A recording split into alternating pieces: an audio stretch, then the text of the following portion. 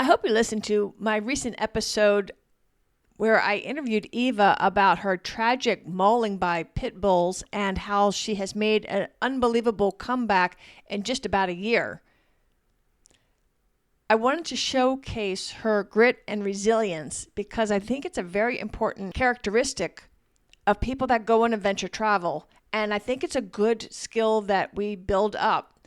So with that in mind, I am repeating an episode from my companion podcast, the Adventure Travel Show podcast. That's the show that will teach you the skills that you need to feel comfortable and have the education that you need to go on these different adventures around the world or in your own backyard.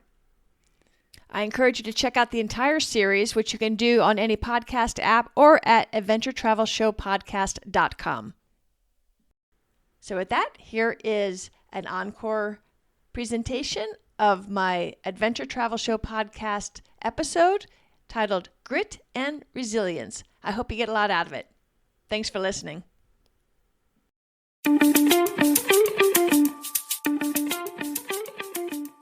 Weebles wobble, but they won't fall down. Those of us of a certain age will remember the child's toy called Weebles.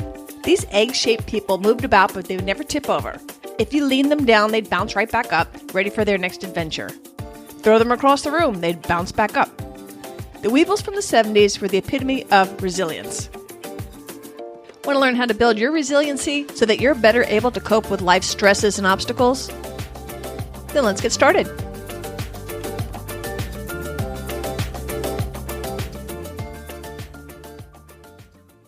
About a half a dozen years ago, I lost my husband to throat cancer. And after he passed, of course, it was just he and I running our rental business. And he was still pretty good up until the end and was taking care of the books. And when I took over all that after he passed, I realized that he, did have a little bit of chemo brain I wasn't aware of. And like I said, we were just so focused on him at the time, we weren't really paying a whole lot of attention to the business. I knew that we had a lot of vacancies, but he never seemed to be alarmed about it one way or another. And so I was horrified to find out that we were losing money. So not only am I dealing with the grief of losing my husband, I've got a business that I wouldn't say it's failing, but it was faltering. And I was just hemorrhaging cash. So, I was like, I'm a problem solver. I'll go get a job because I could do the rentals part-time. But I come to find out, and I hadn't looked for a job, decades. I've been self-employed. And I did not realize that apparently I have aged out of any interest by any company in hiring somebody of me at a certain age. And I was terrified. I was like, what am I going to do? I mean, I did have retirement savings, but you don't want to dip into that because that's what I got to live off of. So I'm not eating dog food when I'm older. And I had this cold, dread sweat of terror. I remember on my computer, I had a quote that I taped to it. It was one of those crypto quote things you get out of the newspaper. My barn having burned to the ground, I can now see the moon. And I just remember telling myself, there's going to be something good come out of all this. I don't know what it's going to be yet. Just keep the faith. You've always survived. And I kept telling myself, I'm okay today. I don't have to worry about tomorrow. I have enough money for today. I have my health today. My family's okay today. And that was very calming to me. And when I look back on that time, because that was a really dark, dark period in my life, I see that I'm fortunate enough to have built up a lot of the skills that we're going to be talking about today because I did bounce back. I am fine. I still am alone. I'm sorry about that. I still miss Bill horribly, but I'm okay. And so what I want to do today is to share some of the research that I've done on resilience, which is the ability to bounce back quickly, on how to build grit. And you're asking me, Kit, why are you even talking about this? This is an adventure travel show. Well, one of the reasons adventure travel is so powerful is because you do get to test your mettle. And lots of the adventures that I cover on the companion podcast, Active Travel Adventures, require grit. They're hard. And so when you're faced with these challenges, these obstacles, you want to know that you've got the tools. You've got a nice little toolbox of ways to push through. When you listen to Erin's episode on Patagonia, I'll put a link in the show notes, when they had hiked their hardest day of their whole adventure, and it was hard, And then they get to the shore where the boat's supposed to take them back to their site, and the winds were too strong, so the boat couldn't take them. They had to hike another 8 miles. That's grit. When it's all you can do just to make it to that boat, only to find out you've got a whole nother day's worth of hike ahead of you, but you had to do it. You had no choice. So when things like that happen, you've got to be able to pull deep within and push through and make it happen. These are the times that you get to see what you're made of. This is when you get to show your grit, your courage, and your resilience. When it's cold and it's wet and you still get up in the morning and you put your frozen boots on to hike, that's grit. When you think you can't possibly climb another mountain, but you've got another mile up to get to the next water source and you must do it, and so you do. Or another example. When your legs are so wobbly and your butt is so sore from biking all day and you need to make it to camp and you still got 8 freaking more miles uphill, that's grit. This is when you muster your grit. This is when you flex those courage muscles. Resilience is what the 20% of the thru hikers of the Appalachian Trail show when they finally summit Katahdin. The other 80%, they don't make it. But the 20% that summit, they didn't quit. The successful thru hiker put on those frozen boots. They sloshed through rainy trails, solid rivers of trails for weeks on end. They ignored the siren call of trail towns taunting them, get off the trail. You can have a nice comfortable bed. You don't have to do this anymore. They showed true grit. Resilience is what makes an Olympic champion. When times get tough, they dig even deeper, they steel their minds, they know it's going to suck, but they do it anyway. But resilience isn't just for adventurers like you and me. Like I said, the reason I promote and encourage adventure travel is because I know you can lead a bigger life through your adventures. And adventures don't always go as planned. They're often hard. And it's these challenges that make you find your grit. But the good thing is you get to take that courage, these new stretched muscles, back home with you. And it translates and permeates so many wonderful ways, like little tentacles going through the rest of your life, in your home life, in your work life. It can give you the courage to stand up to a toxic boss, or give you the strength to leave an abusive relationship. Perhaps it'll give you the steely determination to fight a devastating illness, or cope with the loss of a loved one. Resilience helps you to bounce back faster when faced with life's struggles. Resilience is something we should all be working to develop more of so that we can excel in this thing called life. I consider myself resilient. I'm a problem solver, which you'll find is one of the traits of the resilient. But I wasn't always that way.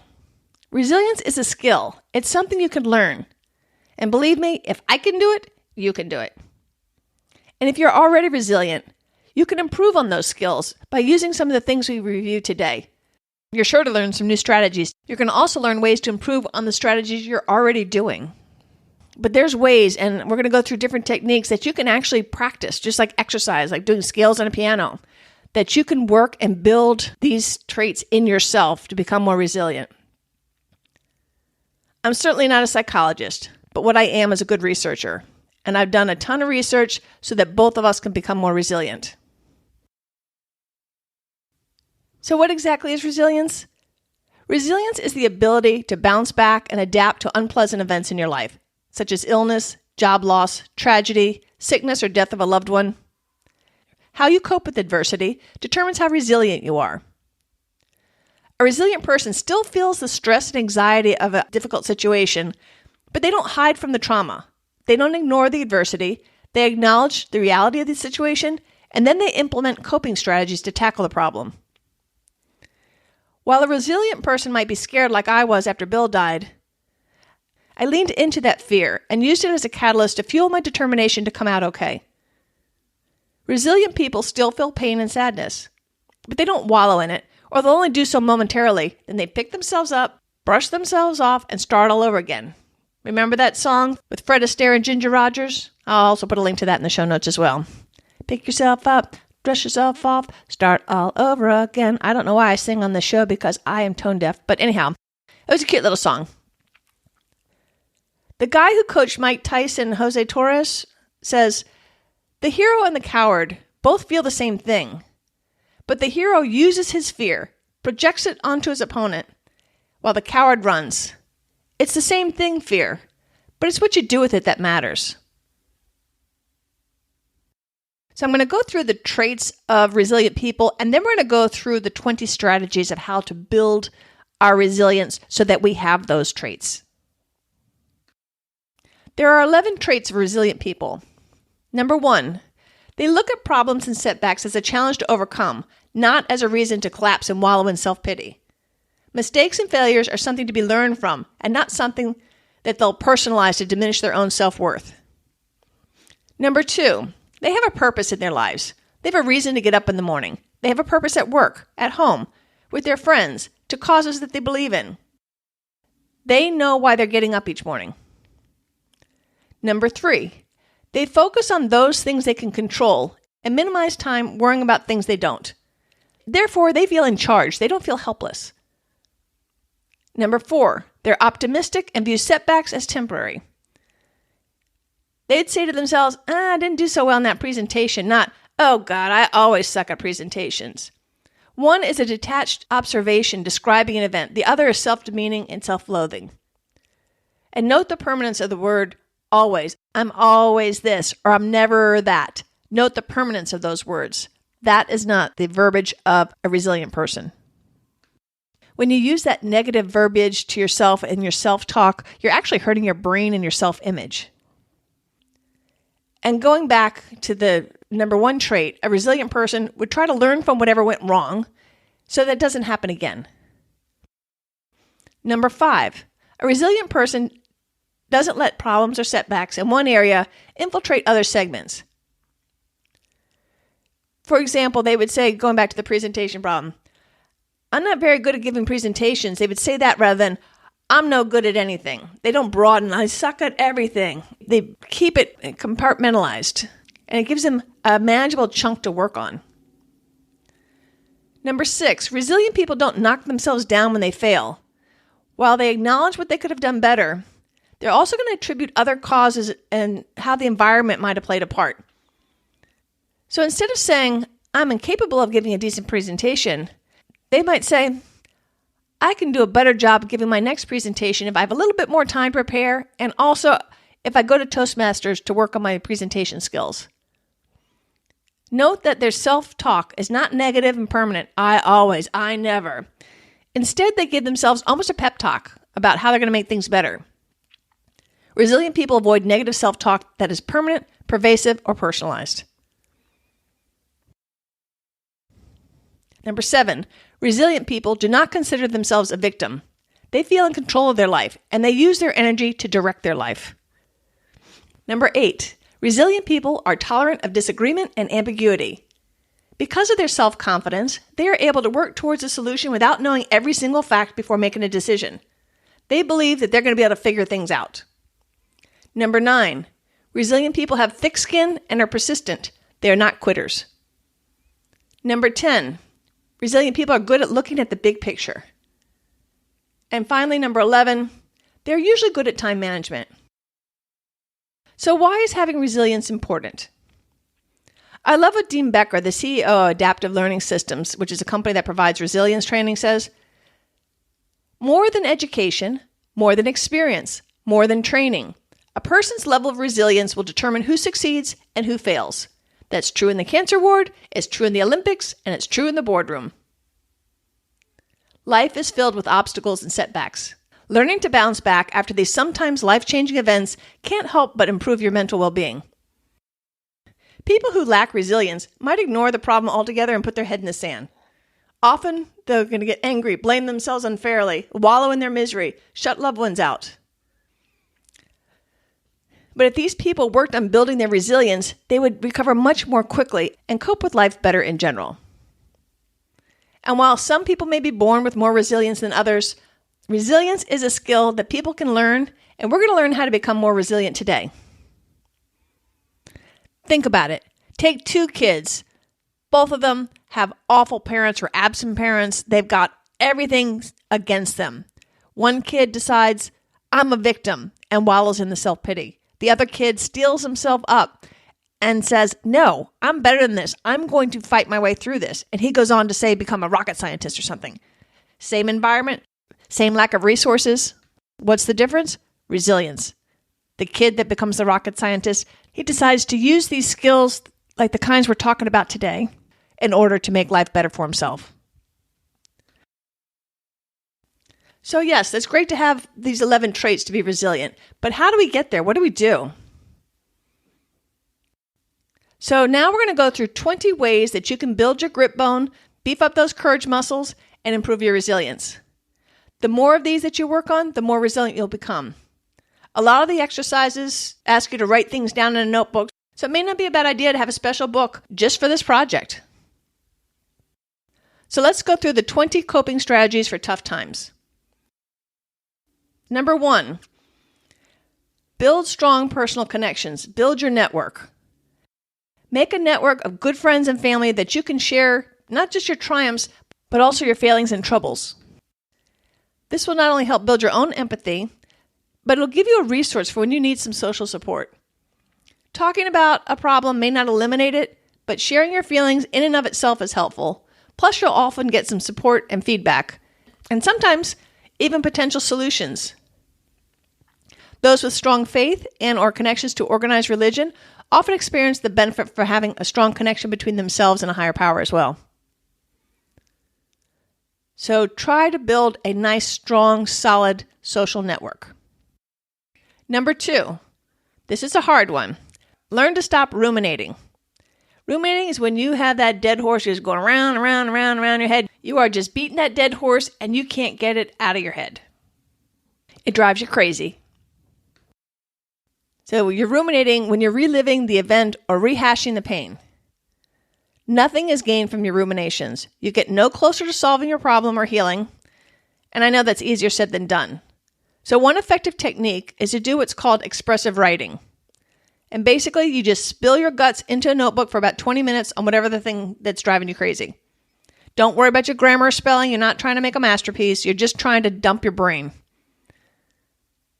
So you empty your brain onto your notebook. And studies show that this practice can make you healthier for 6 weeks and happier for 3 months than those that just wrote 20 minutes about some superficial topic. It works.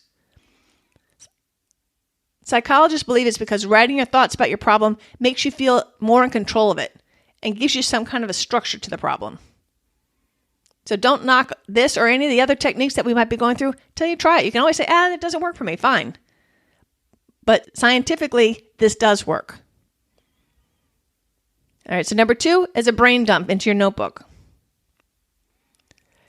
Number 3, don't catastrophize the situation. Do you blow things out of proportion? Are you expecting only the most dire and horrible outcome? When your lover breaks up with you, are you saying to yourself, oh, no one's ever going to love me again? That's catastrophizing. Yes, you can acknowledge the worst thing that can happen, but don't obsess over it. I know somebody who catastrophizes everything. If ever she feels a pain, it's got to be cancer. If she doesn't hear from her boyfriend, he must be ready to dump her. If she doesn't hear back on a business proposal, they must have hated it. They're probably about to fire her. I can't even imagine what her cortisol levels must be. If you suffer from this, they say that keeping like a talisman on you, like a small pendant or a stone, that every time you're feeling like you're catastrophizing something, you rub the object, and while doing so, you remind yourself that a positive outcome is just as likely as a negative outcome. And you're trying to rewire your brain. Again, it's not going to be easy. It's something that takes practice, but it's been proven to work. Another way is to try to imagine yourself as a fly on the wall and look at the situation like an outsider. Would you be able to understand why you were upset? Can you see any other person's point of view? How would the non-interested observer assess the situation? And how does that compare to your initial assessment? So number 3, stop catastrophizing. Number 4, develop your problem-solving and goal-setting skills. Resilient folks are great problem solvers. They have an almost uncanny ability to invent and improvise. Whenever you're faced with a new problem, there's several different ways to come up with solutions that might help. Number one, you can get a sheet of paper and write down as many possible solutions as you can, whether they make sense to you at all. Just, again, it's another brain dump, whether you can afford to do them or not. You're getting your brain juices flowing. Then go take a walk or take a couple days off if you have the time to spare that, and come back to your list and then think more critically about the potential solutions. What things can you do right now, right at this moment, that will help the situation at least a little bit and work on it little by little? A second thing you can do is, if you have others that can help you, is tell everybody about the problem and ask them to think about it as well. And then maybe put together a Google Doc. So as they think of possible solutions, they can add it to the Google Doc. That way everybody's looking at everybody's ideas. Again, that gets the brain juices flowing. And then say, okay, on Friday, we're going to look at it all and then we're going to come up with a solution. And it allows people to work and feed off of each other's ideas. And you might find a very innovative solution by doing so. Practicing your problem-solving skills are going to help you cope better whenever any kind of situation occurs. A third thing you can do is be proactive. Create a goal and work towards it a little bit every day, no matter how small. You're chunking it. You're taking a big project and breaking it down to smaller, more manageable components. And then re-engineer it backwards and get to the starting point. What's the smallest little thing you can do? And so you keep getting yourself little wins until you eventually get to the goal. And eventually you're going to get to that goal line. And while you're getting there, look back on your progress and give yourself a pat on the back for accomplishing the milestones that you're getting there. Whenever you set up any goals, you want to break your solution into attainable steps and set SMART goals, which you may have heard of before. These are SMART. S for specific. It's got to be something so you can actually tell whether or not you achieved it. M, it's got to be measurable. A, it's got to be achievable. It's got to be something within the realm of possibility. R, it's got to be realistic. And T is time-bound. You want to put a date on it. You want a deadline. Don't just let it flit out there. Oh, I'll get there eventually. No, give it a date. Give it a deadline. According to one psychologist, Dr. Michael Unger, sometimes your solution means you need to change not just you, but your world. Resilient people, he says, take advantage of all the resources in their environment in addition to changing their own behavior. For example, let's say you have a toxic boss at work. Nothing seems to be working to cure it. Maybe that's time to leave that world. All the self-talk and mindful habits are not going to change that situation. Dr. Unger says you shouldn't underestimate the power of external resources to help you sustain any change. He gives an example of some Japanese students after the tsunami. For the Japanese students post-tsunami, what they needed was some kind of a structure of going back to school and continuing their education. This gave them hope for the future and inspired their psychological well-being.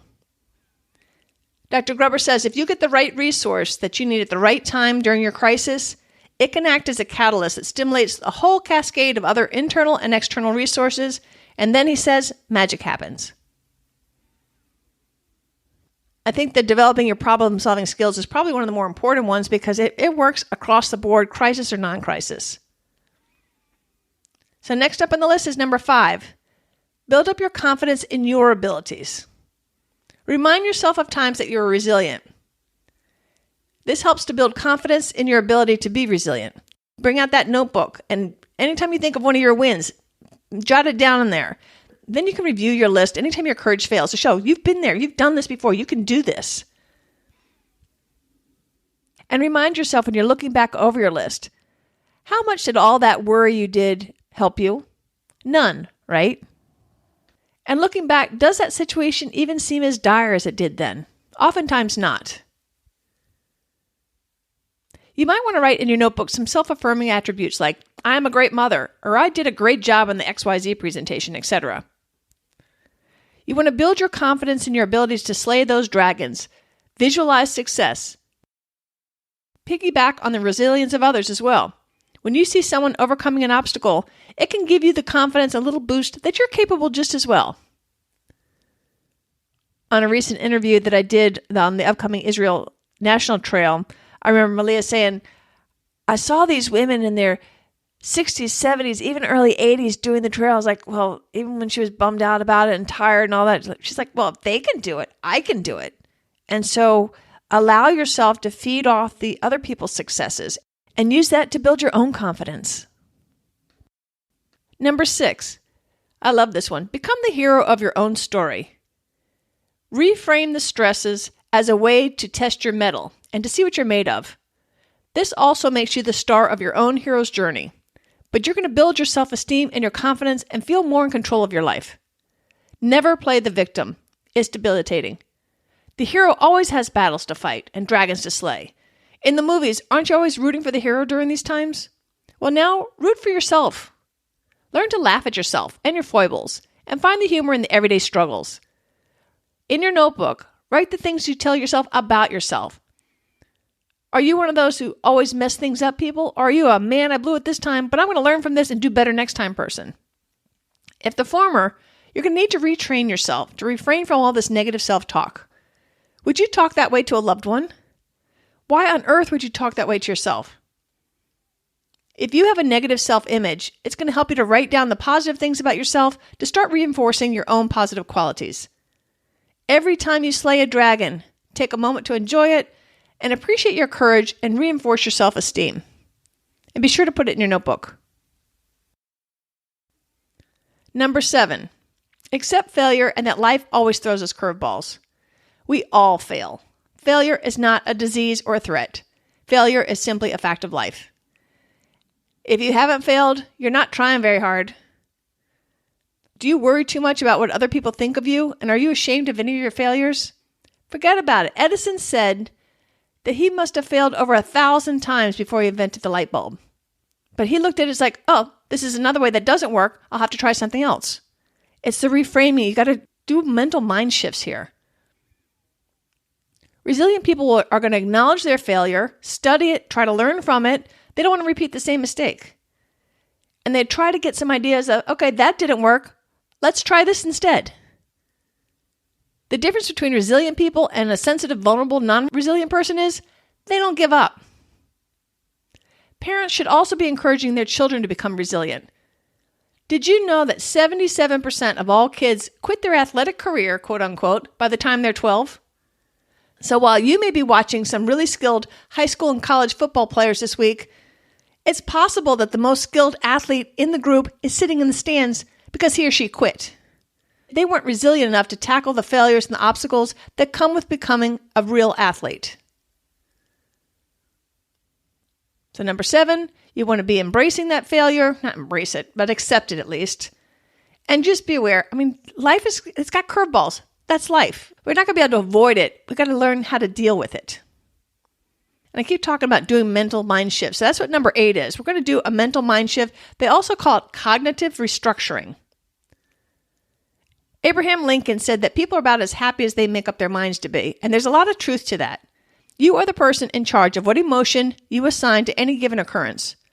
You give it the power. You are in charge of what response you're going to give anything. Are you going to choose panic or self-pity? Or are you going to choose to stay calm and think critically about whatever your situation is to try to find the best course of action? You can work to change the slant that you mentally describe any kind of upsetting event. Do you want to look at it as yet another reason to be miserable? Or do you want to reframe this catastrophe as an opportunity for you to grow and shine? When my husband was diagnosed, I remember thinking, oh boy, my husband Bill was terrible with even a bug bite. Did you see my bug bite? I'd hear it all day long. And when he got diagnosed with cancer, I was like, oh my God, how on earth is he going to handle cancer if he can't even handle a bug bite? Well, it turns out Bill decided he was going to be a light. He could have moaned and cried, oh, woe is me. But instead he chose, and note the word chose, Bill chose that he was going to be a positive role model to show his friends and family what dying with grace looks like. I could see the strength he got from that, the determination. That gave him a purpose. It was a remarkable thing to witness.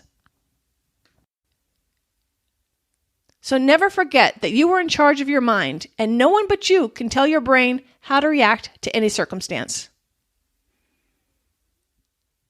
Number 9, focus outward. Instead of focusing inward, turn your attention outward to somebody else in need. Back during that was just a horrible, horrible few years. I was having a little pity party. I decided to go back to school. I learned that teaching English as a second language, you couldn't age out of because there's just such a demand for the teachers. And they had a great curriculum at my nearby community college, so I signed up for that. And yes, while I was whacking away and using some of these resilient traits, I was pretty much having a little pity party. And one of the gals in the class has a mission that she goes down to Haiti a couple times a year. And I was like, okay, I'm going to go because I got to go see where people have real problems. I have temporary problems that are miserable to me, and I feel sorry for myself. And so that's why I went to Haiti. The chances of them ever escaping their problems are about nil. Mine, I knew I could get out of it. I just had to stop wallowing and get on with it. When you help other people, you don't feel as helpless, and you benefit from doing something. So get out there, volunteer, help out a friend in need. Go do something outside of yourself and stop looking inward, focus outward. Number 10, think long term. Whenever obstacles hit, ask yourself, when you look back on this experience in a month, in a year, 10 years, how much is any of this going to matter? Try to remember old problems that you were worried about that no longer even matter. Most problems are temporary. And reminding yourself about that is really important. Your goal is to look to the future with hope and optimism and trust in your abilities to deal with these challenges, whatever you're going to face, en route to getting to your goals. One of my mottos I say a lot is, this too shall pass. And I often ask myself, whenever I'm in times of trouble, if I look back in this in a year, am I even going to care or remember? You would not believe how many times the answer is no. So think long term. Number 11, embrace change. My dad always told me nothing ever stays the same. I remember when I had my nursery business, I loved that business, but it had gotten to the size that I could handle it by myself all year outside of the 2 months of the spring season.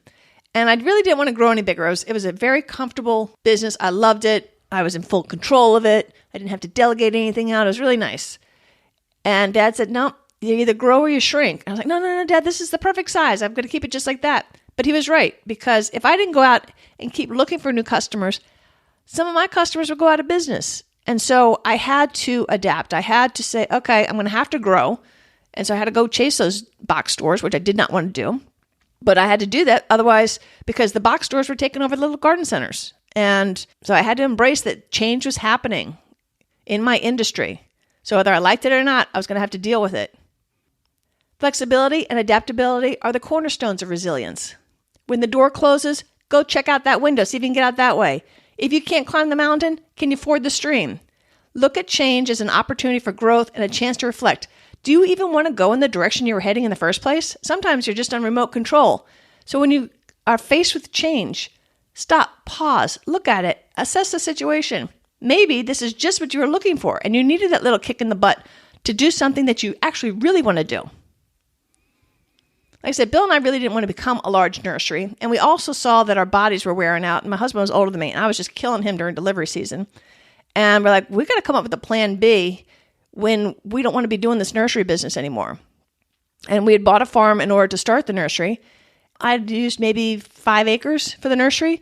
We still had like another almost 20 acres out back just sitting there that we were leasing out to a farmer for $1,000 a year. We're like, I bet you we can do something better with that than getting $1,000 a year. So we decided to subdivide that land. We were going to sell it.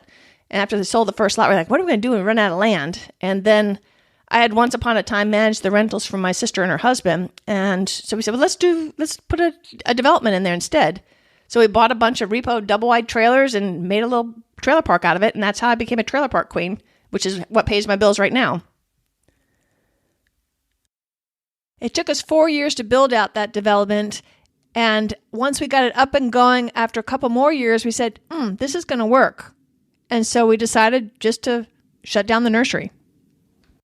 So once we decided to do that, I put my nursery infrastructure up on Craigslist, sold it to one guy in about a week, took everything down as if the nursery never even existed anymore. Told all of our clients, here's our resources, and we just basically called it a day on that chapter of our lives. And from there, I just leaned into becoming a mobile home park queen.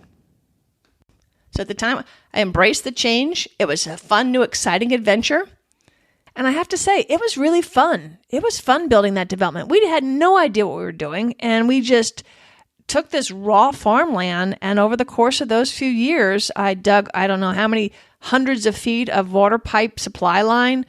I dug hundreds of fence post holes for the backyard fencing. I planted, hundreds upon hundreds of bushes and trees so that they would flush out and look like a really pretty non-trailer parky development. I learned to remodel. I learned just so many things. Bill learned how to deal with all the bureaucracy with the zoning and all that kind of thing. It was a fun, challenging adventure. And to see a place that now, this is where people live. This is their homes. And we built that. We were so proud of ourselves. And it never would have happened unless we'd taken that leap and embraced that change. We didn't look for the change, but change doesn't care. Things are going to change. It's how you react to the change that matters. Don't let change crush you. Use it as a springboard for growth and your own development. I still love plants. If I'd kept that nursery, I'd have been a burnt out old rag by now. So instead, I have a pretty decent part-time job that provides me with flexibility, allows me to travel, and it gives me a full-time income. You can't beat it. And had we not done that, I don't know what I would have done. That nursery was not going to make enough for me to retire on. And we built this really nice investment that whenever I sell it, I should be able to retire in comfort. None of this would have happened unless Bill and I embraced the change that we saw coming in the nursery business. Number 12, this is another important one too. Build routines into your life, and especially healthy ones like exercise and getting a good night's rest, setting a certain time that you go to bed every night. We humans, we find comfort in the structure of our routines. I've got a couple personal ones, Monday, Wednesday, Friday. As soon as I get out of bed, I do my core exercises. I hate doing them, but I realize, I got 4 days I don't have to do them. So I do a mental happy dance on the alternate days when I don't have to do my core exercises. Other routines include a 10-minute yoga stretch that I do every morning. I've been doing that for probably over 20 years. I can feel as I'm getting older, I need to beef that up, but nonetheless, this has been a routine and a habit for 2 decades. Another routine that's actually turned into more of a ritual is my morning green tea that I doctor up with fresh ginger and spices, and it is like a super calming event. I make a whole thermos of that, and that is my joy for a couple hours while I'm taking care of some administrative things. I love it, and my morning is not the same without it. Another routine is I try to get to bed at 9:30 at night. And I'm one of those people that likes and needs a lot of sleep. So I try to get 9 hours every night. If I'm not out working at the rentals, you can be sure I'm going to be taking my 50-minute walk every day. These routines are so much a part of my life, I don't even think about them. They're just automatic. They just get done. Having these solid routines in my life means that whenever I am facing a struggle, my healthy habits don't go out the window. So try to build some nice, solid routines that are your anchors of your life, and these will help you in times of stress because that's when you need to be doing them the most. But that's also the time when most people let good things like this fly out the window, right when we need them the most. A little different tack, number 13, is take a break. If you find yourself just worrying incessantly and you've got to distract yourself. You got to distance yourself some way from the thing or things that are causing you stress. Whether it's something terrible in the news that's bothering you, something at work, something at home. Take a break from whatever it is by take a walk. Get out in the sunshine. Maybe catch a matinee. Do something to take your mind off of it, at least for a little bit. Number 14. I like this one as well, too. Look for the silver linings. Can you see any positive outlook from your current catastrophe? And it may be the only thing that's good that came out of it is that you learned something. Don't underestimate the power of post-traumatic growth. While I would give anything to have my Bill back, he did not like me solo traveling, and I have very few friends that are able to take off and travel the way I can. Now, I can do whatever I want, and I found I love solo travel. Bill would be a nervous wreck. I'd rather have Bill, but being able to do what I want to do, because traveling and seeing the world while my body can still do it is a high priority for me. As a widow now, I can do that. So that is a hard but real silver lining. Even though I still would much rather have Bill back, that is a positive thing that came from the tragedy. So when you find yourself in a mess, is there some good thing that can come out of it? Life is still going to go on after a loved one's death, after divorce, after illness, after bankruptcy, after job loss. The world is still going to turn, and it's going to turn with you. You might just be a little bit more tilted. And there's so much truth to the saying that says, what doesn't kill you makes you stronger. If you can't see the silver linings of your problem, you got to beef up your skill at finding them by looking for the silver linings of other people's problems. You can do so looking on the movie screen. What are the silver linings of their problems? What advice would you give them? In your notebook, write down about some obstacles you faced. Were there any positive things that came from them? There's a finding silver linings exercise that might help. For a past obstacle, write down 3 good things that came out of it. Bill's cancer actually brought our close relationship even closer. I used to be a disaster managing paperwork. Even though I still have lots of room for improvement in that area, taking over these duties after his death has given me the confidence that I can do this. Then I don't do as well as Bill, but I can do this. So I learned something important there. Getting it, I didn't do any of the online bank. I did none of that. That was all Bill. And so I was like, I don't want to do that, but I had to. I forged ahead. So I did learn some new skills. I do now get to travel extensively. So some good things did happen. I certainly, like I said, I would certainly much rather have Bill back, but there were some silver linings. Maybe during your crisis, you made a new friend that became a lifelong friend. You build your grit bone and your courage muscles by facing your adversities. Studies show that doing a silver linings notebook, just like a gratitude journal, helps make you happier and more optimistic. And they find it works especially well for hardcore pessimists, but for all of us, and especially the pessimists, you have to keep up the practice because it wears off after about 2 months. So look for the silver linings even in the most horrible of circumstances. Number 16, face your fears. If there's something you're afraid of, lean into your fear, but do it in small bites. Let's say you're afraid of public speaking. So maybe you pipe up a little bit more during the meetings. And once you find that's easy, then maybe you offer to host a meeting. Keep building that courage muscle and climbing that fear hill. You can do this. It all goes back to that +1 I keep mentioning, that term that I learned in my teaching English class.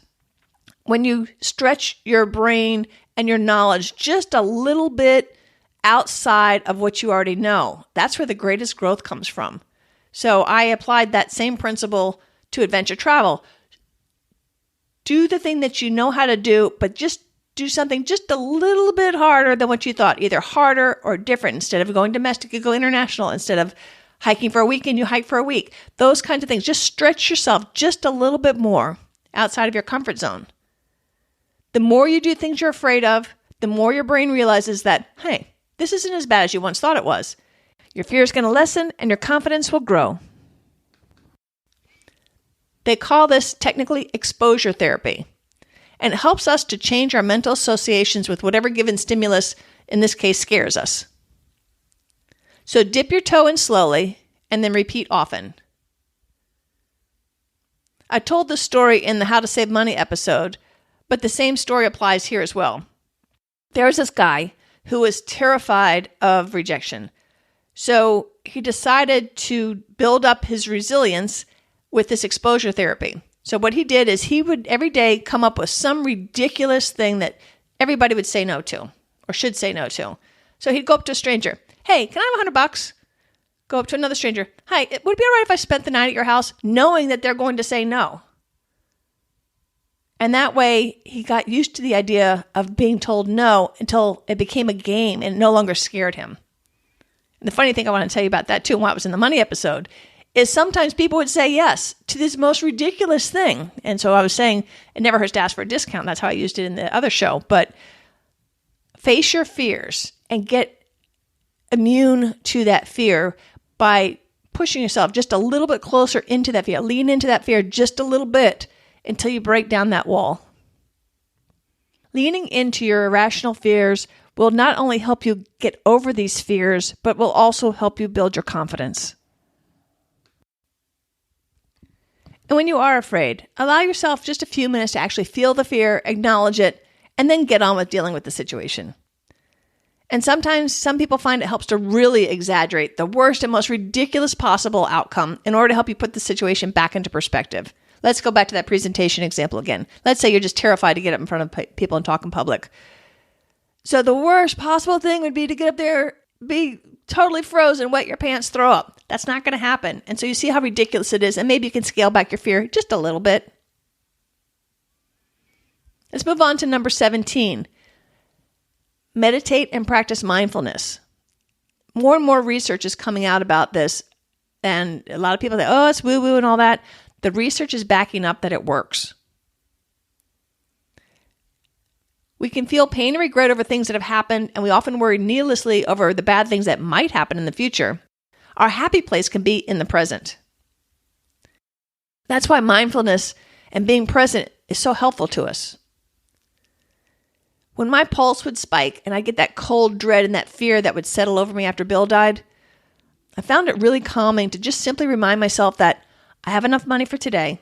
I'm fine. I'm okay today. And I remember that I could actually feel like a flow of relief going from my head all the way down. It was really, really physical. I could feel it. And while I'm not the best meditator in the world, I do know that this whole mindfulness thing, it works. I just got to remember to do it. And I like how meditation helps you deal with your negative emotions in a disjointed way. So what do I mean by that?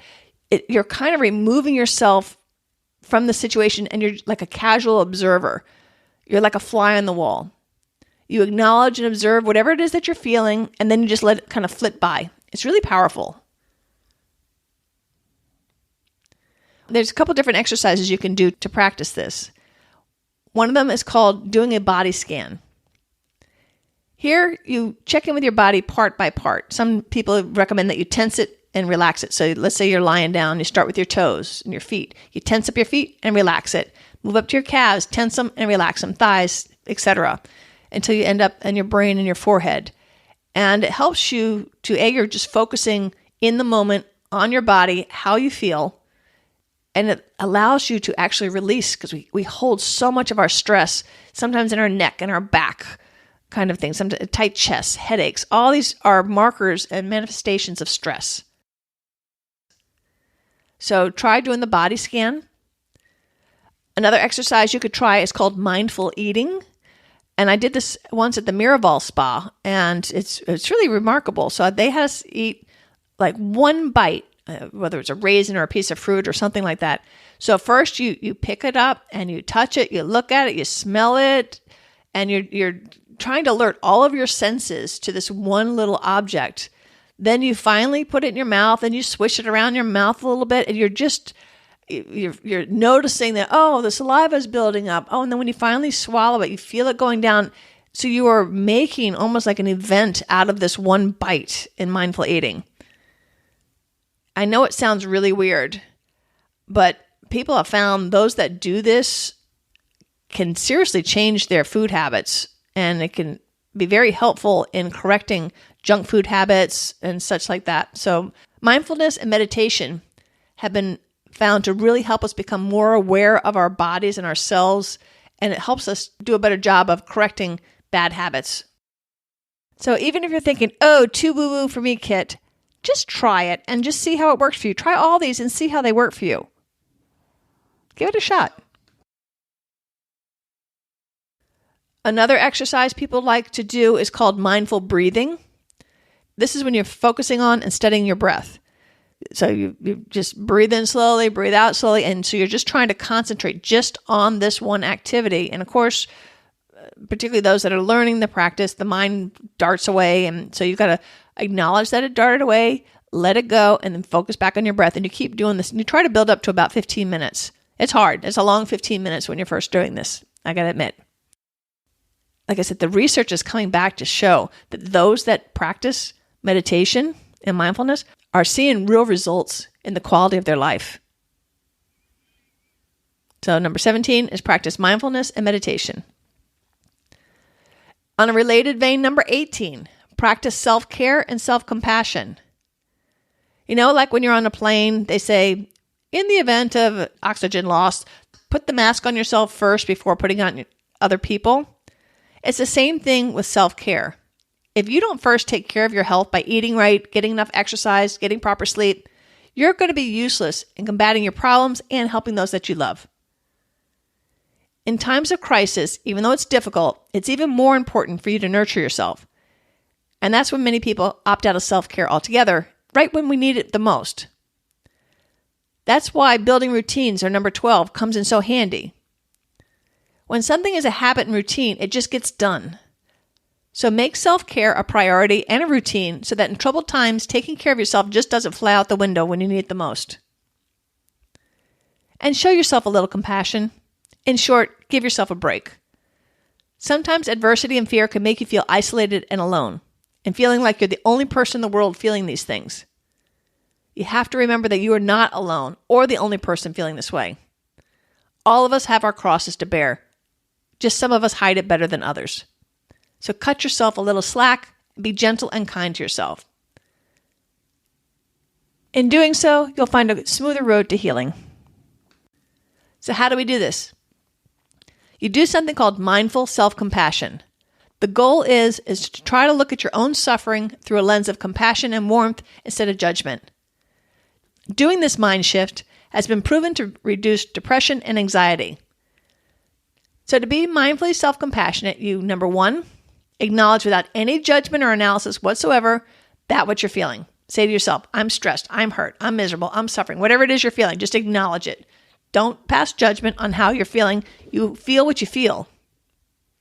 Number 2, remind yourself that you're not alone and that everyone suffers, everyone feels stressed, everyone has struggles in their life, despite what you see on the carefully curated postings in social media.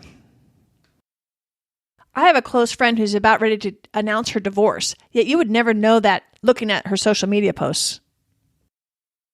So you've acknowledged your feelings, you acknowledge that you're not alone, and then the third thing you do is to, and I know this sounds a little woo-woo, but this is what they recommend. You place your hand on your heart and say something like, may I accept myself as I am, or may I give myself compassion.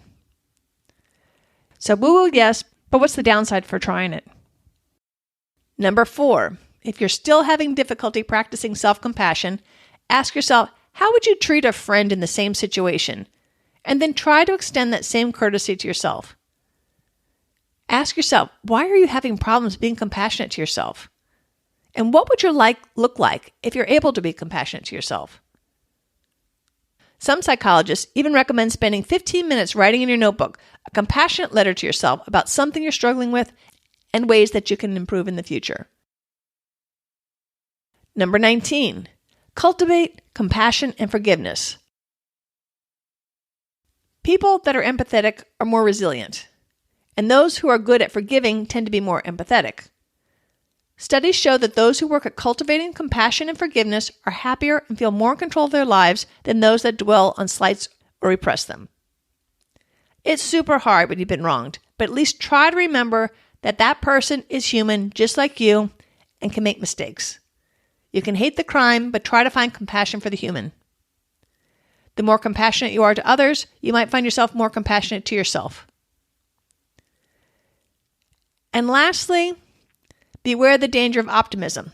We want to be optimistic. Yes, definitely. Optimism is great. Optimistic people are happier. You definitely want to be an optimist instead of a pessimist, but it's important to also be a realist. You need to address the problem and not just hope everything's going to be fine. You got to deal with it. I'm going to read an excerpt I found in my research. Jim Collins, a management researcher, interviewed a prisoner who was tortured by the Viet Cong for 8 years. He quite firmly recalls the prisoner's answer to, Who didn't make it out of the camps? The response was, oh, that's easy. It was the optimists. They were the ones who said, we're going to be out by Christmas. And then they said, oh, we'll be out by Easter. And then out by the 4th of July. And then, oh, by Thanksgiving. And then it was Christmas again. Then the prisoner turned to Collins and said, I think they all died of broken hearts. So thinking positively when the odds are against you can certainly be beneficial. But more importantly, being positive while having your feet firmly on the ground is going to make all the difference. Remember the serenity prayer. Lord, grant me the ability to change the things I can change, accept the things that I cannot, and the wisdom to know the difference. Accept that things don't always go smoothly. Stuff happens. Sometimes really bad stuff happens. It's all part of the human condition. My sister has a saying, the struggle is real. As long as you are alive, you're going to have to deal with negative things happening to you. But if you work on building up and strengthening your resilience with these 20 strategies, you're going to find yourself much more resilient and able to tackle life's challenges. So, quick recap. Make strong personal connections. Learn to stop ruminating. Don't catastrophize the situation. Develop your problem-solving and goal-setting skills. Build up your confidence in your abilities. Become the hero of your own story. Accept failure and that life always is going to throw us curveballs. Do a mental mind shift called cognitive restructuring. Focus outward. Think long-term. Embrace change. Build routines into your life. Take a break. Look for the silver linings. Face your fears. Meditate and practice mindfulness. Practice self-care and self-compassion. Cultivate compassion and forgiveness. Beware of the danger of over-optimism. And remember the serenity prayer. I think this is an important episode and one that I hope you'll share. It's a lot to take in. I put together a download that summarizes everything that we've gone over today, and that'll be going out in next month's newsletter. If you need to get this sooner, you can always go to adventuretravelshow.com/grit, G-R-I-T, and you can download it immediately. You can also request it directly from me at kit@activetraveladventures.com, and I'll put you on the mailing list and get it out to you right away. And note too, I know you've heard this before, the newsletter only comes out once a month. It includes all the free downloads that I put together for both this show and the Active Travel Adventures show. And I don't spam you. You can unsubscribe at any time. But I try to put together all the knowledge of the things that we've covered in the last month into one easy-to-read email that you can keep on file. So whenever you need it, you've got it easy to find in your email. So I hope you will sign up for that. And please write to me and tell me your stories of grit and resilience. And when you send them in, let me know if I'm allowed to share them. I'd love to be able to do so. You can be the inspiration for the rest of us. I really appreciate you listening. I hope you got a lot out of today's show. Until next time, this is Kit Parks. Adventure on.